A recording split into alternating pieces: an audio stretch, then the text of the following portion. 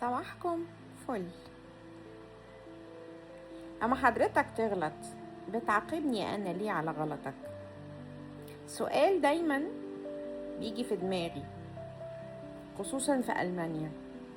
انت النهاردة عدد الشباب الصغيرين اللي لسه بيدرسوا عندك من 15 ل 24 سنة عددهم في ألمانيا 8 مليون من إجمالي عدد الناس اللي بتعيش في ألمانيا 83 مليون. 8 من 83. طيب انت الغلط مش غلطي، الغلط غلطك ان انت ما بتخلفش، الغلط غلطك ان انت اخترت انك ما تخلفش، انك اخترت تجيب كلب، انك اخترت ما تفكرش في مستقبل بلدك، مستقبل ولادك، مستقبل الارض. ده مش غلطي. النهارده لما انا اجي عندك عشان اشتغل واعمر وابني وولادي يعمروا ويبنوا، بتعاقبني انا ليه على غلطك؟ انت اللي غلطان مش انا جاي اصلح. انت اللي عامل الغلط، شوف غلطك الاول وصلحه.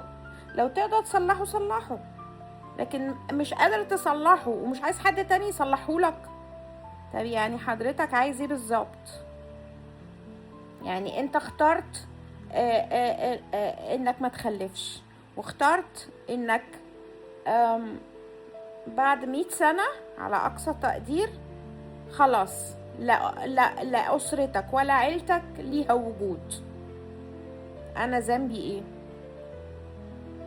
وليه لما بنيجي نشتغل ونتعب ونشقى ونجيب ونعمل بتقولوا لنا انتوا جايين تاخدوا رزقنا؟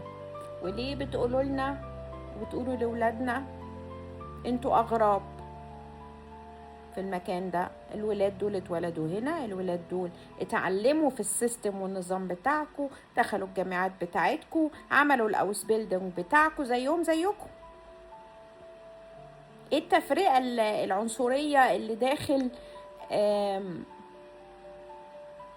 الخفية اللي يعني ايه المبطنة؟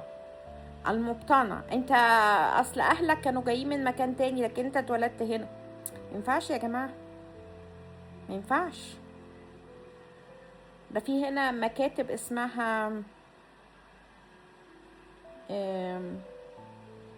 انتي ديسكريمينيرونغسبيرو، يعني ايه ضد التمييز، مكاتب ضد التمييز. يعني تعاملني في الشغل غير اروح اشتكيك، تعامل ابني في المدرسة غير اروح اشتكيك، تعاملني عشان انا غامق اروح اشتكي. في حاجة اسمها كده، لو انتوا ما تعرفوهاش نفكركم بيها. انتي ديسكريمينيرونغسبيرو. مفيش حاجة. القانون الألماني لا يفرق بين شخص والآخر بسبب لا دين ولا معتقد ولا لون ولا اتجاهاته الجنسية ولا اتجاهاته السياسية ولا اتجاهاته الفكرية ولا أي شيء. مفيش تمييز.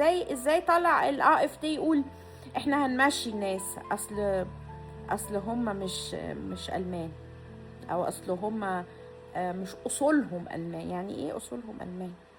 حضرتك عارف لو انت يا ألماني النهاردة رحت عملت DNA هتطلع نسبة الألماني الجزء ان حضرتك اصلك ألماني كام في المية؟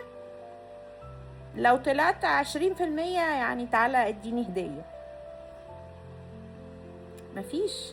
حتى في افلام اتعملت في السينما انه مفيش حد مع اختلاط الاجناس، مفيش حد بيور. في كلمة هنا بيقولوها لنا الالمان، اصلا بيو دويتش. يعني ايه بيو دويتش؟ مفيش حاجة اسمها اصلا بيو دويتش. امك وابوك كانوا دويتش، بس انت تعرف اصولهم من 100 سنة كانوا اصولهم ايه؟ اتجوزوا منين جدودك. مفيش حاجة اسمها بيو. البيو ده في الاكل، ما بنحطلوش كيماويات نقول له بيو. لكن في البني ادمين ما نقدرش نقول اصلا بيو. حضرتك بيو اللي انت بتقولها دي اسمها ديسكريمينيرونج، تمييز، ممنوع في ألمانيا. اللي مش عارف القانون يقرأ قانون، اللي مش عاجبه القانون بتاع بلده هو حر. هو ده القانون اللي اتحط هنا في البلد دي.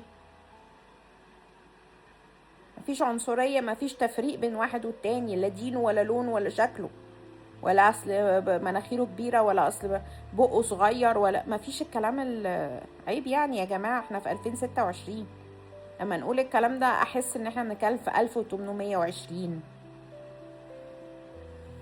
عيب. صباحكم فل. رشا امين.